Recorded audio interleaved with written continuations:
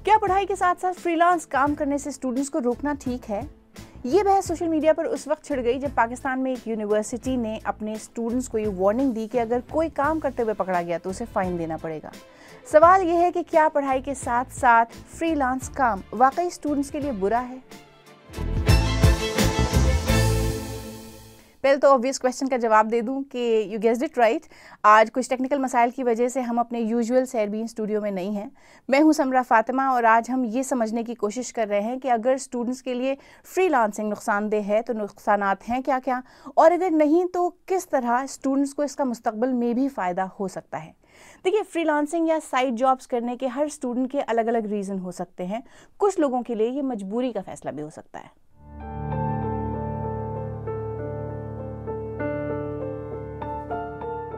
जो है ना, मैं पेशावर में ऐनक और जो बच्चों के खिलौने वगैरह मैं रोड के किनारे पर या फुटपाथ के किनारे पर मैं वो फ़रोख्त करता हूँ और इस पे अपने हॉस्टल वगैरह का ख़र्चा निकालता हूँ।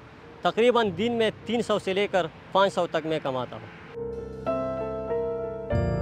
बहुत मुश्किल है क्योंकि ये स्टूडेंट की स्टडी पर बहुत असरअंदाज होते हैं।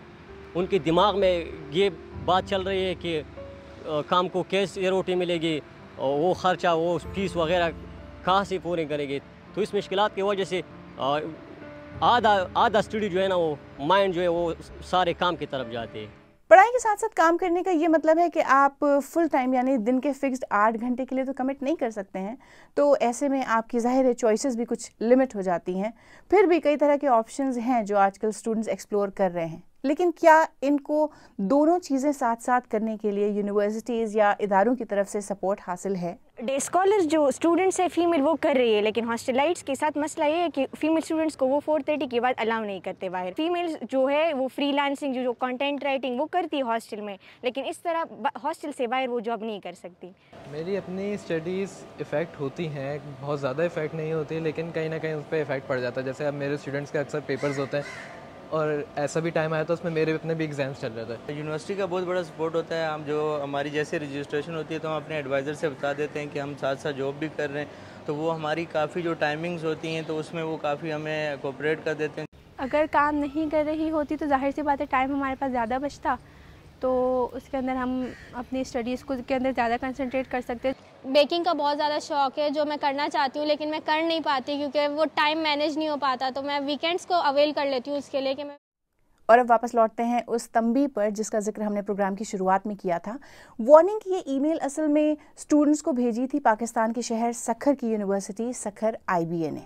ईमेल में स्टूडेंट्स को खबरदार किया गया था कि जो भी स्टूडेंट फ्रीलांसिंग करते हुए पकड़े गए उन्हें उनका डिपार्टमेंट फाइन करेगा। जिसके बाद सोशल मीडिया पर इस पर कई लोगों ने नाराजगी का इजहार किया। रैयान ने लिखा, यूनिवर्सिटीज़ का क्या काम है स्टूडेंट्स को ये बताना कि वो अपना वक्त कैसे गुजारें। अगर उनको स्टूडेंट्स की इतनी फिक्र है तो उन्हें अपनी फीस कम कर देनी चाहिए। शाहजल खान ने लिखा कि फ्रीलांसिंग से कई बार लोगों के करियर बन जाते हैं, ये आगे बढ़ने का एक तरीका है। किरण खान ने लिखा, फोटोकॉपी इतनी महंगी है, फीस के अलावा इतनी असाइनमेंट्स और नोट्स के पैसे भी इन्हीं कामों से पूरे होते हैं। कोई किसी अडल्ट को रोजमर्रा के खर्चों के लिए पैसे कमाने से नहीं रोक सकता। जबकि यूनिवर्सिटी की वार्निंग के सपोर्ट में दानियाल संदेलों ने लिखा कि पढ़ाई के लिए यूनिवर्सिटी के 4 साल इन्हें दोबारा नहीं मिलेंगे, पैसे कमाने के लिए पूरी जिंदगी ही पड़ी है। जब BBC ने सखर IBA से बात की तो उन्होंने हमें बताया ये ईमेल तुलबा को एक वार्निंग के तौर पर भेजी गई थी क्योंकि पूरी क्लास लैब में फ्रीलांसिंग करने में मसरूफ थी जबकि टीचर क्लास में इंतजार कर रहे थे। हायर एजुकेशन कमीशन की पॉलिसी ये है कि 75% अटेंडेंस लाजमी है। ईमेल को जल्दी ही वापस ले लिया गया था और अब एक मखसूस टाइम स्लॉट स्टूडेंट्स को बताया गया है जिसमें वो फ्रीलांसिंग कर सकते हैं। यानी कंसर्न यहाँ ये है कि कामकाज के चक्कर में स्टूडेंट्स पढ़ाई और ग्रेड्स का नुकसान न कर बैठें। एक्सपर्ट्स कहते हैं कि बेहतर टाइम मैनेजमेंट इस कंसर्न को दूर कर सकता है, बस कुछ खास बातों का स्टूडेंट्स को ख्याल रखना होगा। देखिए, ये सब प्रायोरिटीज़ का खेल है। हमें यकीनन जॉब जो आप करेंगे तो कुछ टाइम तो आपका सर्फ होगा उस पर, लेकिन अगर आप स्केड्यूल्ड रहें और अपने टारगेट्स को सामने रखें तो ऐसा हो सकता है कि हमें अपनी कंफर्ट जोन से निकलना पड़े ताकि हम अपने ग्रेड्स पे कॉम्प्रोमाइज़ ना करें। हैं तो 24 घंटे ही अवेलेबल ना दिन में, तो उसमें से कुछ घंटे अगर जॉब पे जा रहे हैं तो पढ़ाई का टाइम कंपैरेटिवली कम मिलेगा। तो ऐसे बच्चे को अपनी कुछ सोशल लाइफ सेक्रीफाइस करनी पड़ेगी, अपनी कुछ ज़ाती जो टाइम होता है उसको थोड़ा सेक्रीफाइस करना पड़ेगा। देखिए, स्टूडेंट फ्रीलांसिंग कोई नया कॉन्सेप्ट नहीं है। हर दौर में लोगों ने अखराजात और दीगर वजूहात के तहत पढ़ाई के साथ साथ काम भी किया है। तो जो माजी में ऐसा कर चुके हैं उनका इस बारे में तजुर्बा क्या कहता है? मैंने कॉलेज दौर में ही काम करना शुरू कर दिया था पढ़ाई के साथ साथ ही, क्योंकि जहाँ स्टूडेंट्स को तकरीबन हर वक्त पैसों की ज़रूरत रहती है, इस काम ने मेरा बहुत ज़्यादा साथ दिया।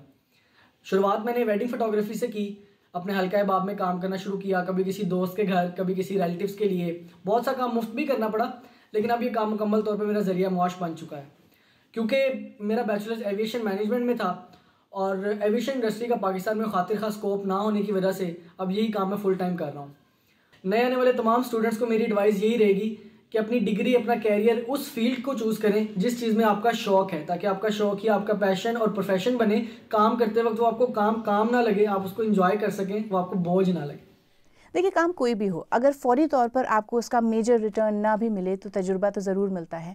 और एक्सपर्ट्स कहते हैं कि स्टूडेंट दौर का तजुर्बा बाज़ मरतबा मुस्तक़बिल में बहुत मददगार साबित होता है। बहुत सारे स्टूडेंट्स ऐसे हैं जो ट्यूशन्स की तरफ चले जाते हैं, और अगर वो इंजीनियरिंग कर रहे हैं या अगर वो डॉक्टर बन रहे हैं तो वो रेलेवेंट सब्जेक्ट्स को जो है वो छोटे स्टूडेंट्स को, बच्चों को पढ़ाते हैं।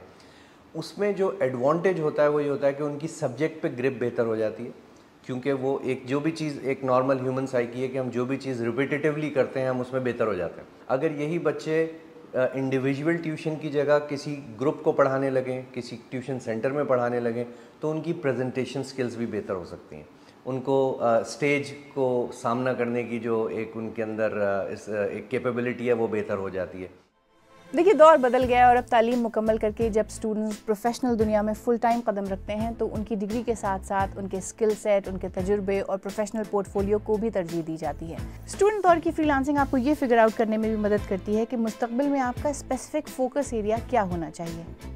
और मुआशी सपोर्ट तो फिर है ही। ऐसे में ज़रूरी ये है कि यूनिवर्सिटीज़ भी निज़ाम में स्टूडेंट्स के लिए पढ़ाई के साथ साथ काम करने की गुंजाइश पैदा करें।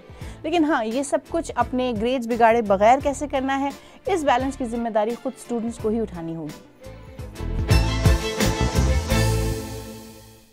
हमें ज़रूर बताइएगा आपको हमारे ये स्टूडियो कैसा लगा। क्या पता फ्यूचर में हम यहीं से सैरबीन के और एपिसोड्स करने लगें। आपको प्रोग्राम पसंद आया तो हमारे यूट्यूब चैनल को सब्सक्राइब कीजिए, यहाँ बेल आइकॉन पर क्लिक कीजिए और सैरबीन की और भी किस्तें आप देख सकते हैं यहाँ क्लिक करके।